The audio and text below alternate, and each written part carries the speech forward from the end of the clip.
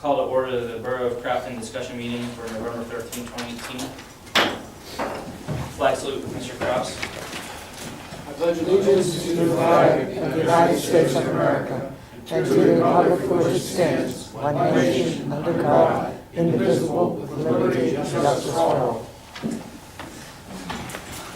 Roll call. Mr. Amendola. Here. Mr. Kraus. Present. Ms. Perry. Here. Ms. Glasser. Here. Ms. Damitz. Mr. Rosario. Here. Mr. Lavasser. Here. Mayor Bloom. Here. Solicitor Corval. Here. Public Works Director Kazarowski. Here. And I am also here. All right. Here's that INT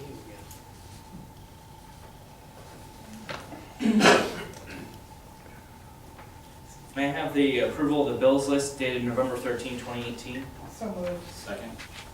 Hear any discussion? Hearing no discussion, all in favor? Aye. All opposed? All right, approval of the bill list. Approval of the minutes, October 22nd, 2018. So moved. Seconded. Hearing any discussion? All in favor? Aye. Aye. All right, we're unanimous there. Approval of the minutes. Moving to citizen comments, please note the disclaimer, citizen comments are limited to 3 minutes. I'm looking here, there's a topic on stop signs and fence.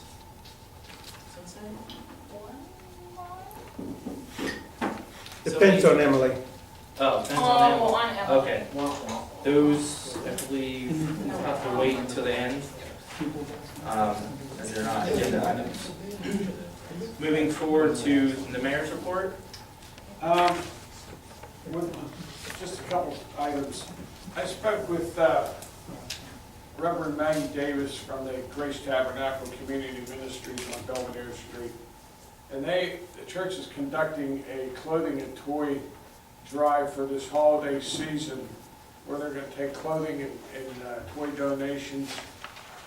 If you'd like to donate either clothing or toys to for this holiday cause, you can contact me or the borough office, and we'll provide you with Reverend Davis's phone number. I think it's a worthwhile thing, anything that we can do to help the people that don't have as much as we share every day. One other thing is that the PD Police Department received a grant for the annual clicker ticket around the holidays, through the Thanksgiving holiday. The campaign starts this week and runs through the first part of December. So if you get stopped for any violation, including an officer even seeing you without a seatbelt on, you can and will be cited under the clicker ticket thing that's going on starting this week. So click How much was the grant? Click it, huh? How much was the grant? I don't know how much the grant was. I did chief It advised. just provides for more time. Yeah, we got officers sign up for overtime, and it's specifically they're out there looking for the violations. And after it's all done, I'll give you a list of how many were quit and other violations that were picked up during this time. That's all I have, sir. Thank you, Mayor. Moving on to the solicitor's report. Thank you, Mr. President. I just wanted to announce that we will hold an executive session at the end of the meeting tonight to receive legal advice from the solicitor and potential litigation. All right, thank you. Yep, that's the end of my report. All right, moving forward to the business agenda. Under administration, the council met for the final 2019 budget workshop on Thursday, November 8th at 6:30 and voted to advertise a proposed 2019 annual budget for public inspection. So I believe that's going to be on the website and Yes, so the ad runs on November 16th in the local extra, so that's going to start the 10-day inspection period. I tacked on an extra business day just because of the Thanksgiving holiday, so it'll be available at the office from November 16th to December 5th, regular business hours. okay, but also posted on the web. Oh, yeah, that's all going to go live on Okay, the good. 16th. All right. Yeah. Well, Okay, so we're saying the proposed budget will be available on the website? Or the So, ad? we typically take comments in writing, and from what I understand it, the whole budget hasn't been on the website. If that's something you wanna do, you know, just let me know. We usually put the ad that it's available for inspection at the office, on the website. Okay, Yeah, let's put it on the website. yeah, I'll check with staff, and see if they have, you know, any formatting for that, because they I seem to mean, you think it can wasn't. put, you can put PDFs up, right? Oh, yes, yeah, so we make definitely PDFs can. and put them up.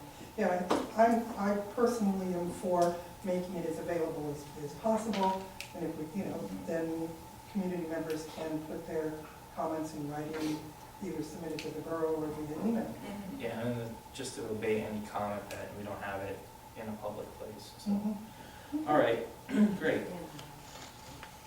So moving forward to planning and zoning, we have a motion to approve pay application number 1 in an amount of $10,500 to Delaware Professional Services for the 2018 Crafton House demolition project, and that was 1508 Bar Avenue, as recommended by the borough engineer. This will be the only pay application for the project. So moved. Second. Hear any comments? Yay. Good job. I think those residents are very happy, and I think Public Works is very happy with the outcome, and Actually, I contracted them an excellent job. They had good communication with the budding property owner, and I think it went as smooth as it possibly could be. that was one of the more precarious ones that we had, because it's immediately adjacent to the near neighboring structures. So good job there to Delaware. All in favor? Aye. All right, all opposed? All right, motion passes. Motion to advertise ordinance number 1651, amending chapter 197 of the Crafton Borough Code of Ordinances, subdivision and land development to require compliance with chapter 190 of the Crafton Borough Code of Ordinances, stormwater management, and to amend roof drains requirements. So moved. Second. Here, any discussion? Yeah, what is this? This is the Act 167 updates. And this is an amendment to our subdivision and land development ordinance, which will incorporate the Act 167 changes that council will consider at the next meeting on November 26th. So there was no reference in the salvo to those requirements. So this incorporates the new chapter. Yeah, and we didn't set any stricter requirements. We're going off baseline requirements that were designated by the county. Okay. All right, any other discussion? All in favor? Aye. All opposed? Hearing no opposition, motion passes. Moving forward, the motion to advertise ordinance number 1652, amending chapter 167 of the Crafton Borough Code of Ordinances, property vacant, to amend the registration requirements of the vacant buildings, the registration fees and inspection requirements, and to establish maintenance and security requirements for vacant buildings. So moved. Seconded. All right, hearing any discussion? Are we all on the same page as to what this? We've been discussing this for a long time. All right, Just, yeah. all right. All in favor? Aye. All opposed? Motion carries. All right, discussion items. Didn't have anything submitted. All right. I'm going to allow the manager to go over all the great things going on in the borough, and then we're going to get to additional citizen comments. Yeah, so the Crafton Elves, their decorating day will be November 17th. That is the Saturday, I believe. I'm sure they would appreciate any volunteers that wanted to come out and help. If you want more information, go ahead and give us a call. Meet in the community center at 9:30, and the assignments will be given out, the crews will go out at 10 o'clock to set the lights up. He's on the ball. You sound like a Crafton Elf. Yes, I am. So, again, great work, and we've had some really positive results from the funding drive that's been we've been doing to upgrade the borough building lights to LED, so that's really exciting to see. Low-cost pet vaccination clinic. This is something that the Crafton Volunteer Fire Department puts on. This is Sunday, November 18th, 10 a.m. to 3 p.m. Canine and feline, dog, cat vaccines, both available. What I've got here is that microchipping and 4DX tests are also available, which is heartworm, Lyme, Ehrlichia, and anaplasmosis. Don't know what the third one is, but if you have a dog, you probably do. Please bring a copy of your animal's previous vaccine records. Tags cannot be accepted as proof. Cash and credit cards are accepted as payment. And there's a little more information on a flyer on the table over there for the individual costs of each of those vaccines. Last event on community announcements is the Crafton Awake Fall Poetry Series. That is tomorrow, Wednesday, November 14th, 6:30 to 8 p.m. I am told that this is a slam poetry edition, so come prepared. If you've never been to a slam poetry event before, they're intense. But I've been told that this is PG-13 safe for the kids, if you want to bring them by. That's all I got. Great, thank you. All right, now moving forward to additional citizen comments. Note you have 3 minutes to address council. Mr. Neiman, if you'd like to come forward. Can I approach? Thank you, sir. My name is Roy Neiman, I live on Howden Street. About 6 weeks ago, I brought up the fact that on McMunn and Howden, the stop sign that's there does not make sense. Plus, we've got, McMunn is a relatively busy street. My son almost got hit, and this is what started this whole thing. On McMunn, on the other side of, you can see where my house is, by the Google dot. On the north side of McMunn, traffic comes out of there pretty quickly, and it's more of a bend than it looks like. So they approach the intersection relatively fast. On Haldane Street, on the east side of McMunn, all the residents pretty much have to back out because there's room for parking and 1 car. So everybody pretty much backs out of that street. We've got the stop sign on that side. But to me, it doesn't make sense. And what I had asked for last time I was up here is to reevaluate that. And my opinion is there should be 2 stop signs on McMunn.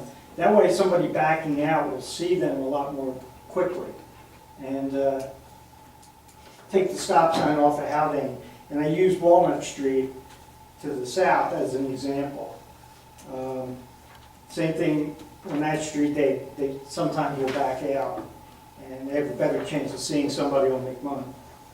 So I'm asking once again, can we, I don't know who does the evaluation. There's certain criteria needs to be followed before you can install a stop sign. Has to meet one of the 3 criteria. Has to be a incident that occurred at that intersection, of traffic history. It has to be a site clearance issue, and site clearance, traffic history, and I believe, I can't remember what we call the third one.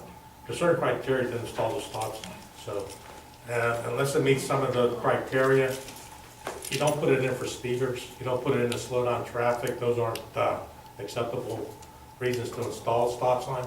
But if it does meet one of the different criteria, that could be traffic